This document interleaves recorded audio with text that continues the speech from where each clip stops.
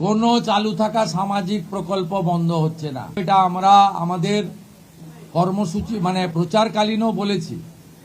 কোনো চালু থাকা সামাজিক প্রকল্প সে 30 বছর আগের হতে পারে, 10 বছর আগের হতে পারে, কোনো সামাজিক প্রকল্প আমরা বন্ধ করছি না। আমরা পেপারলেস অফিসও করব।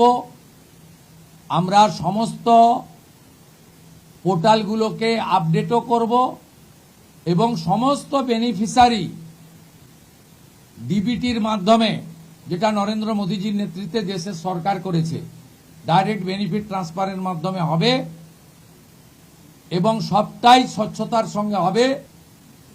যে স্কিমটার কথা আপনি বলেছেন, আমি শুধু ওই স্কিমটা নয়, চালু থাকা কোনো সামাজিক কল্যাণকর কর্মসূচি বন্ধ এই সরকার করছে না, কিন্তু ট্রান্সপারেন্ট স্বচ্ছতার সঙ্গে সেগুলো হবে।